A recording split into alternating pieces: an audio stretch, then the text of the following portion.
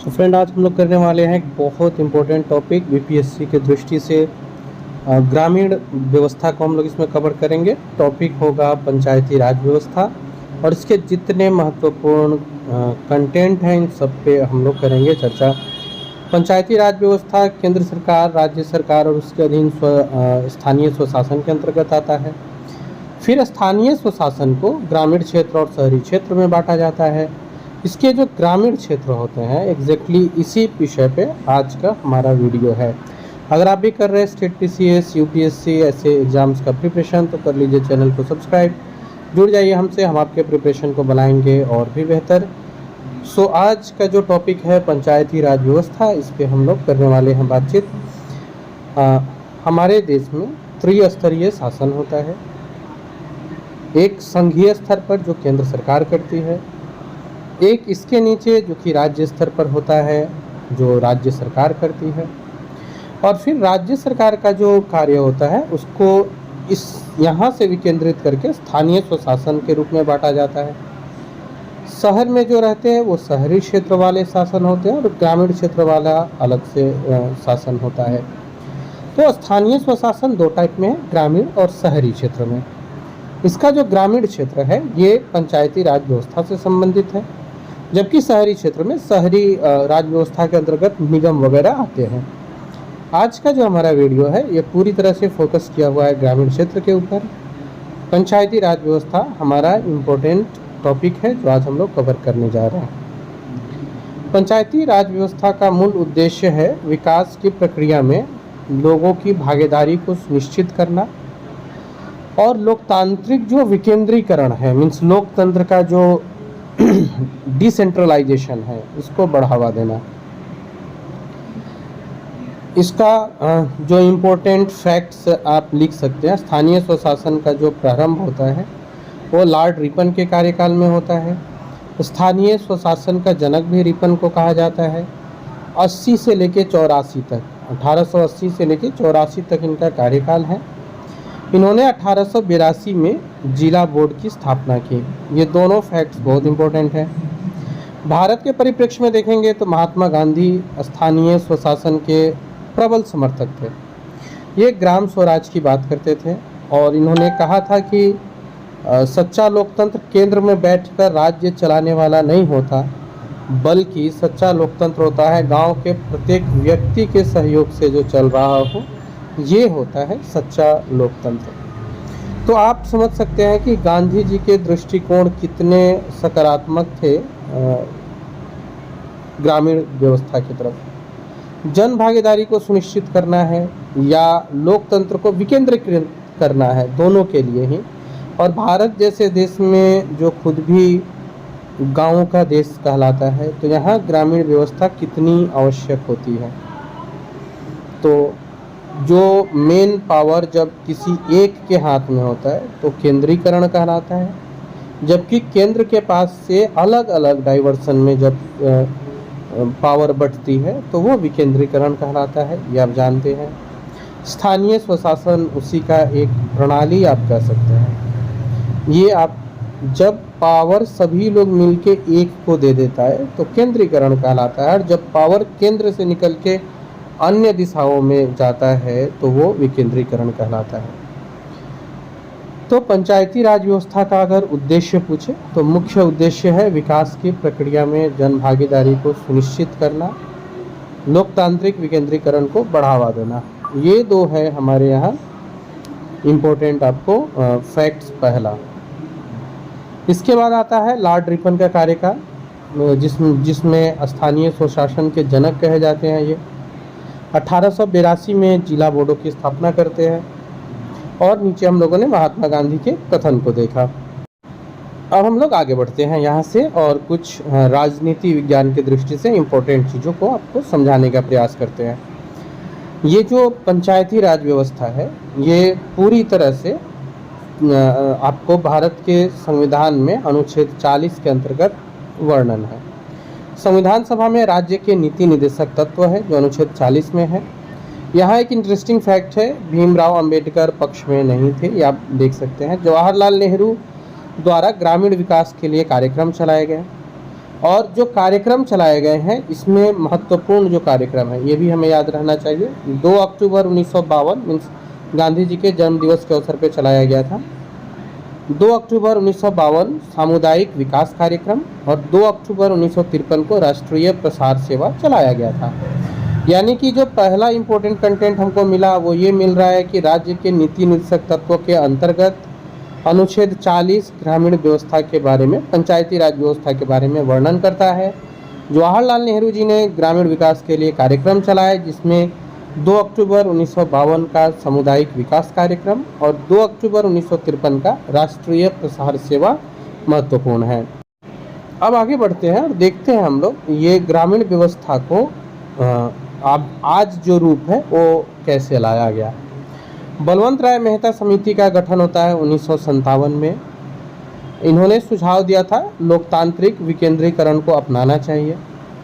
बलवंत राय मेहता को भारत के पंचायती राज व्यवस्था का वास्तुकार भी कहा जाता है, आर्किटेक्चर जिसको बोलते हैं, और इन्हें लोकतांत्रिक विकेंद्रीकरण का जनक भी कहते हैं क्योंकि सबसे पहले बलवंत राय मेहता जी ने 1957 में ये प्रपोजल रखा कि लोकतांत्रिक विकेंद्रीकरण को अपनाना चाहिए और एक ऐसा व्यवस्था हो जिसमें लोकतंत्र में जितने निम्न स्तर तक जाया जाए उतना बेहतर हो। इन्होंने त्रिस्तरीय पंचायती राज व्यवस्था का सुझाव दिया था। गांव स्तर पे ग्राम पंचायत हो, ब्लॉक स्तर पे पंचायत समिति हो और फिर डिस्ट्रिक्ट यानी कि जिला स्तर पर जिला परिषद हो जिसे जिला पंचायत भी कहा जाता है। भारत सरकार ने राज्यों को पंचायती राज व्यवस्था अपनाने को कहा। 2 अक्टूबर 1959 को पंचायती राज व्यवस्था अपनाने वाला पहला राज्य बनता है राजस्थान के नागौर जिले का बगदरी गांव। 11 अक्टूबर 1959 को पंडित जवाहरलाल नेहरू ने आंध्र प्रदेश राज्य में पंचायती राज्य को प्रारंभ किया। इन सब के बावजूद बलवंत राय मेहता समिति जो है वो भारत के पंचायती राज व्यवस्था के आर्किटेक्चर बने, लोकतांत्रिक विकेंद्रीकरण के जनक भी कहे गए, लेकिन इनको ये जो कमेटी रही जन भागीदारी का अभाव रहा और इस वजह से ये असफल रही। फिर भी जो इम्पोर्टेंट फैक्ट्स हमें याद रखने हैं वो ये कि इन्होंने त्रिस्तरीय पंचायती राज्य व्यवस्था का सुझाव दिया था, ग्राम पंचायत, पंचायत समिति, जिला परिषद। इसके बाद में बलवंत राय मेहता को भारत के पंचायती राज व्यवस्था का वास्तुकार भी कहते हैं, लोकतांत्रिक विकेंद्रीकरण का जनक भी कहा जाता है। ये जो 3 स्तर थे, ग्राम स्तर पर ग्राम पंचायत, पंचायत समिति ब्लॉक स्तर पर और जिला परिषद या जिला पंचायत जो जिला स्तर पर होता है। ये 2 डेट है जो आपको याद रखना है। पंचायती राज व्यवस्था को अपनाने वाला पहला राज्य बनता है राजस्थान का नागौर जिला का बगदरी गांव और 11 अक्टूबर को जवाहरलाल नेहरू ने आंध्र प्रदेश राज्य में पंचायती राज का प्रारंभ किया। इसके बाद हम लोग बढ़ते आगे। अशोक मेहता समिति 1977 में लाया गया। ये द्विस्तरीय पंचायती राज व्यवस्था का सुझाव देता है। आपको मंडल पंचायत जो ब्लॉक स्तर पर है और जिला परिषद या जिला पंचायत जो जिला स्तर पर होता है।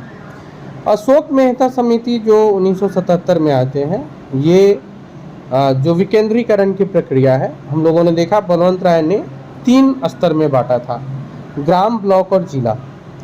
अशोक मेहता समिति जो आई इन्होंने 2 स्तर पे बांटा, मंडल पंचायत और जिला परिषद या जिला पंचायत। ग्राम न्यायालय के गठन का जो सुझाव है वो इन्होंने दिया था और एससी और एसटी को आरक्षण देने का सुझाव भी अशोक मेहता समिति के द्वारा रखा गया था।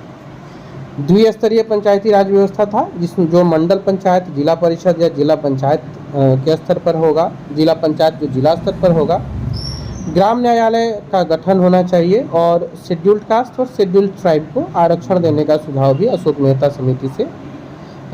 मेहता समिति में वर्णित था। 1985 में जीवी के राव समिति का गठन होता है और 1986 में एल.एम. सिंघवी समिति इसका गठन होता है।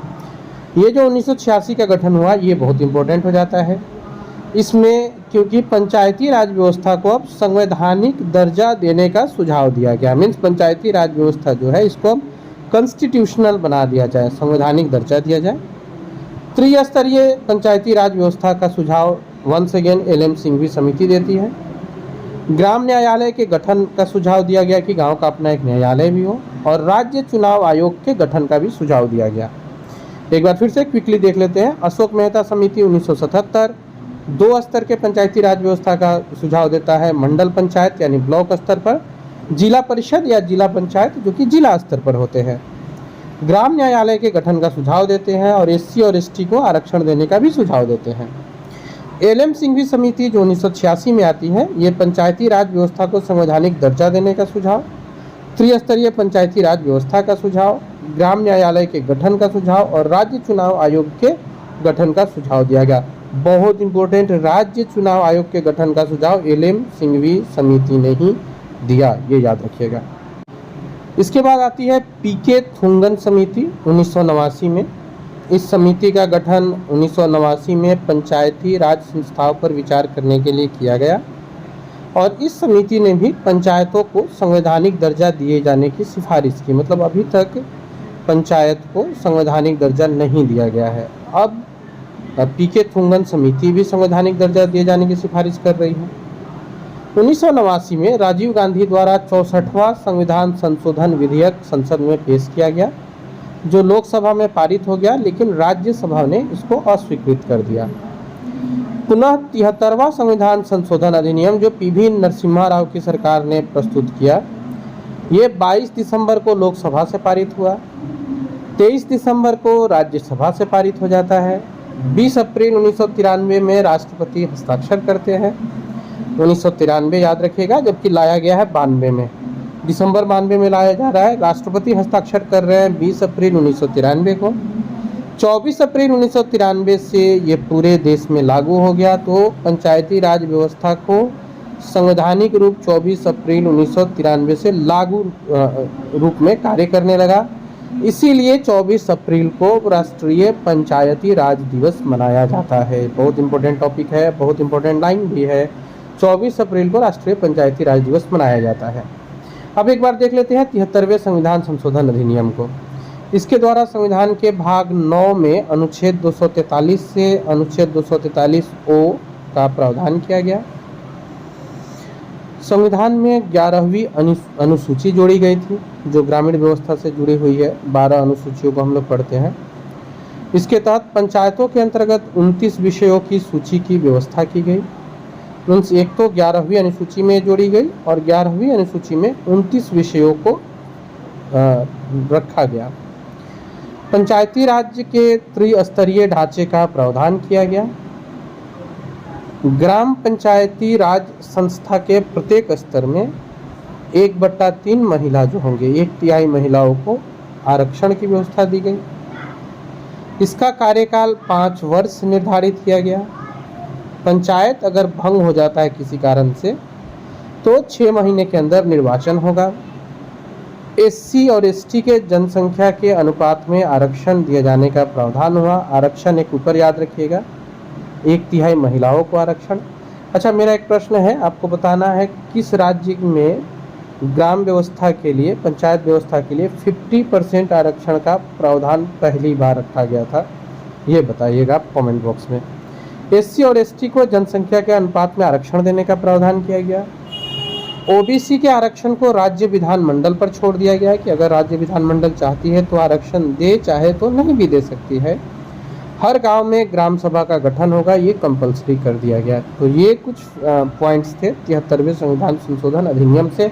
सबसे पहला 11वां अनुसूची जो गांव से रिलेटेड है वो इसी संविधान संशोधन में आया और 29 विषयों की सूची भी दी गई। 1/3 महिलाओं के लिए आरक्षण, कार्यकाल 5 वर्ष होगा। अगर पंचायत भंग हो जाता है तो फिर 6 महीने के अंदर निर्वाचन कराना अनिवार्य होगा। एससी और एसटी को जनसंख्या के अनुपात में आरक्षण देने का प्रावधान किया गया। ओबीसी के लिए क्या आरक्षण होगा, राज्य देगा कि नहीं देगा, ये राज्य विधानमंडल पर छोड़ दिया गया। प्रत्येक गांव में एक ग्राम सभा का गठन होगा, ये रखा गया विचार। अब देख लेते हैं पंचायती राज की संरचना को। पहले ग्राम सभा समझते हैं। गांव के वे लोग जिनका गांव के मतदाता सूची में पंजीकृत है, ऐसे लोगों का समूह होता है और ग्राम सभा के लिए 200 या उससे अधिक की जनसंख्या का होना आवश्यक है, ये भी याद रखिएगा। ग्राम सभा के लिए मिनिमम जो जनसंख्या है वो 200 होना ही चाहिए, इससे अधिक हो तो अच्छी है। अब इसके बाद में ग्राम पंचायत में आप देखेंगे कि 5 अलग अलग बिंदु निकल करके आ रहे हैं। यहाँ पे भी आप 3 स्तर में बांट सकते हैं। ये जो 5 अलग अलग बिंदु निकल करके आ रहे हैं, कार्यपालिका, न्यायपालिका और एक सरकारी अधिकारी होते हैं। कार्यपालिका में आते हैं वार्ड सदस्य और मुखिया जो कि प्रधान होते हैं। कार्यपालिका के अंतर्गत आते हैं वार्ड सदस्य और मुखिया। न्यायपालिका में पंच और सरपंच आते हैं, जबकि ग्राम सेवक और वीडियो ये सरकारी अधिकारी होते हैं जो चुन के आते हैं। तो इस तरह से ये 5 अलग अलग बिंदु हैं जो 3 अंगों में बटे हुए हैं, कार्यपालिका, न्यायपालिका और सरकारी अधिकारी। कार्यपालिका वार्ड सदस्य मुखिया होते हैं, न्यायपालिका में पंच और सरपंच हैं, सरकारी अधिकारी में ग्राम सेवक और वीडियो जो है वो आते हैं। तो ये पंचायती राज्य की संरचना हम लोगों ने देखा, ग्राम पंचायत में कैसी संरचना होती है। हम लोग लगातार बीपीएससी 17वीं तक आपके लिए वीडियोस लाते रहेंगे।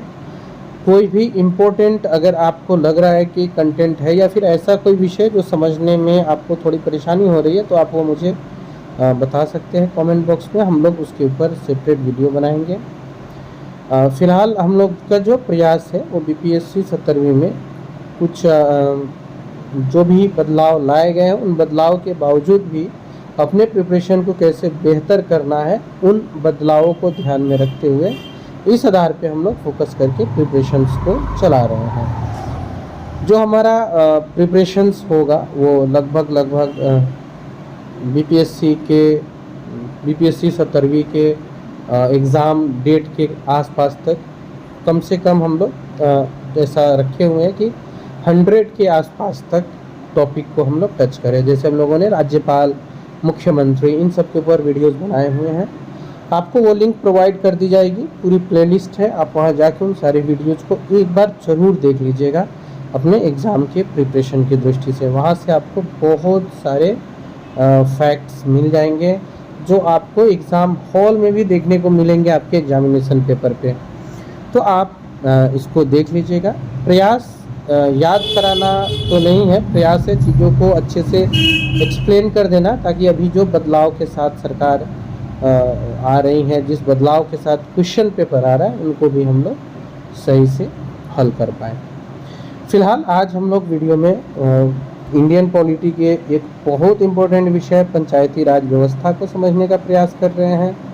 हम लोगों ने पंचायती राज व्यवस्था के लिए जो महत्वपूर्ण समितियां हैं वो देखा, पंचायती राज व्यवस्था के किस संविधान संशोधन के तहत अपनाया गया वो देखा, संविधान संशोधन अधिनियम में क्या क्या प्रावधान था वो देखा, पंचायती राज्य की संरचना हम लोगों ने देख लिया।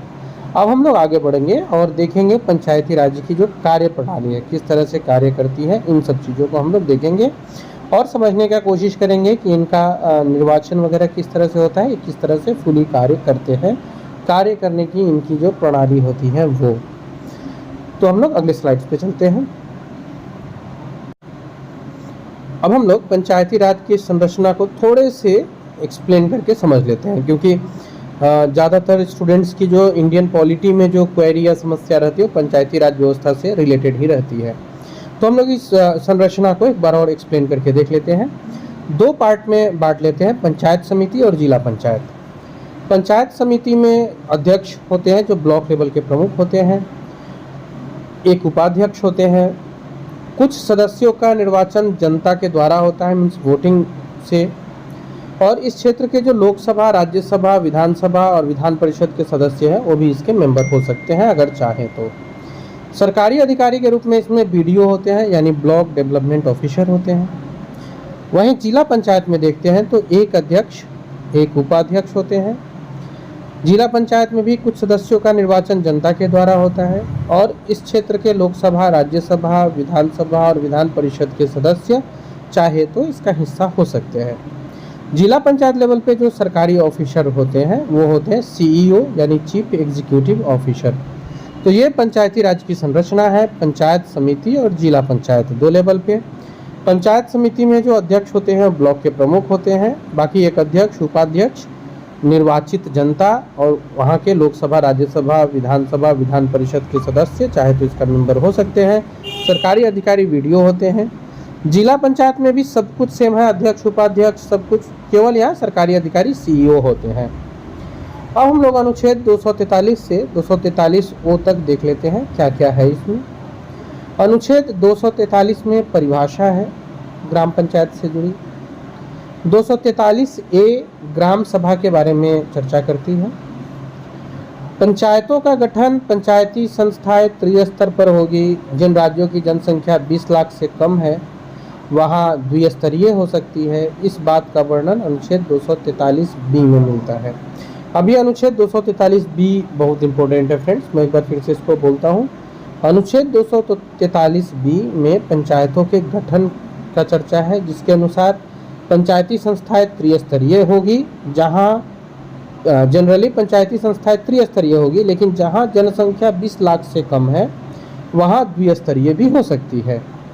अनुच्छेद 243 पंचायतों की संरचना के बारे में चर्चा करती है। अनुच्छेद 243 स्थानों के आरक्षण की चर्चा करती है, जिसमें एससी और एसटी का आरक्षण जनसंख्या के अनुपात में है, जबकि महिलाओं का जो आरक्षण है कम से कम 1/3 है। ओबीसी का जो आरक्षण है वो राज्य विधानमंडल के निर्णय पर है, हम लोग पहले देखे हैं। अनुच्छेद 243 कार्यकाल 5 वर्ष बताता है। 243 जो है वो सदस्यों की योग्यता के बारे में वर्णन करता है। एक योग्यता आप ये यहाँ पे मेंशन्ड है, पंचायत के जो सदस्य होते हैं वो बनने के लिए न्यूनतम आयु 21 वर्ष डिसाइडेड है, यानी कि पंचायत के सदस्य बनने के लिए जो न्यूनतम आयु है वो 21 वर्ष है। तो ये हम लोगों ने अनुच्छेद 243 में ए से लेके एफ तक को देखा, जिसमें 243 स्तर की बात करता है, 43 आरक्षण की बात करता है, 43 कार्यकाल की बात करता है और एफ जो है वो सदस्य बनने के न्यूनतम आयु के विषय में बात करता है। हम लोग आगे बढ़ते हैं, देखते हैं अगला अनुच्छेद। आगे बढ़ते हैं हम लोग देखते हैं अनुच्छेद 243 पंचायतों की शक्ति, अधिकार और उत्तरदायित्व के बारे में वर्णन करती है। 243 में पंचायती संस्था को कर लगाने का अधिकार है, इसका वर्णन है। 243 राज्य वित्त आयोग के गठन का वर्णन करती है। ये फिर बहुत इंपॉर्टेंट हो जाता है अनुच्छेद 243 जिसमें राज्य वित्त आयोग के गठन का वर्णन है, और ये वित्त आयोग का गठन करते कौन है, तो राज्यपाल करते हैं। अनुच्छेद 243 पंचायतों के लेखाओं की संपरीक्षा से जुड़ा हुआ है। अनुच्छेद 243 पंचायतों के लिए निर्वाचन आयोग का गठन से जुड़ा हुआ है। अब यह है कि पंचायतों के लिए जो निर्वाचन आयोग होंगे वो कौन से होंगे, तो याद रखिएगा पंचायतों का जो गठन, पंचायतों का जो निर्वाचन कराते हैं ये राज्य निर्वाचन आयोग होते हैं। 243 जे और के ये बहुत इंपॉर्टेंट है, स्पेशली आई और के तो बहुत ही इंपॉर्टेंट है। पंचायतों के लिए जो निर्वाचन होता है वो राज्य निर्वाचन आयोग कराते हैं। अब मेरा एक प्रश्न आपसे, मुख्यमंत्री का जो निर्वाचन होता है उसको कौन सा आयोग कंडक्ट करता है, कमेंट बॉक्स में बताइएगा। 243 संघ राज्य क्षेत्रों को लागू होने के बारे में चर्चा करती है। 243 कुछ क्षेत्रों में लागू नहीं होने की चर्चा करती है, मतलब ये जो पंचायती राज व्यवस्था है या इनकी जो बातें हैं वो कुछ क्षेत्र में लागू नहीं होंगे, जैसे कि नागालैंड है, मेघालय है, मिजोरम है। 243 विद्यमान विधियों और पंचायतों का बना रहना, और लास्ट जो अनुच्छेद है इससे जुड़ा हुआ 243 जो निर्वाचन संबंधी मामलों में न्यायालयों के हस्तक्षेप का वर्णन करता है। मीन्स यहाँ जो निर्वाचन होगा उसमें न्यायालयों के हस्तक्षेप को रोकने का बात करता है, या किस हद तक हस्तक्षेप किस परिस्थिति में होगा इसका वर्णन करता है। तो ये अनुच्छेद 243 से लेकर 243 तक था, जो बहुत इम्पोर्टेंट है आपके एग्ज़ाम की दृष्टि से भी। आप इनका स्क्रीनशॉट ले लीजिए या फिर आप इसे नोट डाउन करके इनको याद ज़रूर कर लीजिए। 243 से 243 जिसमें कुछ जो बहुत इम्पोर्टेंट है, जिसके एक आध बिंदु को मैंने यहाँ मेंशन किया है, आप उस आधार पे इम्पोर्टेंट छाट सकते हैं, इम्पोर्टेंट निकाल सकते हैं। और ऐसे ही इम्पोर्टेंट वीडियो के साथ हम लोग मिलते रहेंगे। फिलहाल हम लोग देखते हैं कुछ प्रीवियस ईयर के क्वेश्चन। पहला प्रश्न है 73वें संविधान संशोधन का संबंध किससे है? ये पंचायती राज प्रणाली से है। 11वीं अनुसूची में पंचायती राज संस्थाओं को कितने कार्य सौंपे गए हैं? इस संविधान संशोधन के अनुसार अध्यक्ष के कम से कम कितने पद महिलाओं के लिए आरक्षित किए गए हैं? यूपीपीसीएस का क्वेश्चन है पंचायत के विघटन के उपरांत कौन सी समय अवधि नई चुनाव कराने हेतु सही है? सही उत्तर 6 माह होगा। पंचायती राज प्रथम प्रवर्तित किया गया, कहाँ किया गया? ये ऑप्शन है आपके पास। सही उत्तर हो जाएगा पंचायती राज व्यवस्था को जो पहली बार लाया गया, राजस्थान में लाया गया। निम्नलिखित में से कौन पंचायती राज संस्था नहीं है? बहुत आसान प्रश्न है। नगर परिषद पंचायती राज संस्था में नहीं आता है। बीपीएससी का प्रश्न है भारत में पंचायती राज व्यवस्था सबसे पहले राजस्थान और डैश में आरंभ की गई। उत्तर हो जाएगा आंध्र प्रदेश। भारत में पंचायती राज की त्रिस्तरीय व्यवस्था का अनुमोदन किस समिति के द्वारा किया गया? ये तो बहुत बार पूछा हुआ क्वेश्चन है। बलवंत राय, अशोक मेहता, हनुमंत राय या जीवी के राय? तो बलवंत राय सही उत्तर होंगे। अशोक मेहता समिति ने कितने स्तरीय ढांचे की बात की थी? बीपीएससी ने पूछी है, तो ये 2 स्तरीय ढांचे की बात किए थे, ये याद रखिएगा। अशोक मेहता ने 2 स्तरीय ढांचे का बात किया था। ग्राम सभा का अभिप्राय क्या होता है पंचायत क्षेत्र? ये यूपीपीसीएस का क्वेश्चन है, तो ये हो जाएगा पंचायत क्षेत्र के निर्वाचक नामावली में पंजीकृत लोग। भारत में सही मायने में स्थानीय स्वशासन का जनक किसे कहा जाता है? एसएससी का प्रश्न है, लॉर्ड रिपन सही उत्तर होंगे। भारत में पंचायती राज व्यवस्था का वास्तुकार किसे कहा जाता है? तो ये हो जाएंगे आपको BR मेहता, बलवंत राव मेहता। आज के लिए इतना ही फ्रेंड, मिलते हैं अगले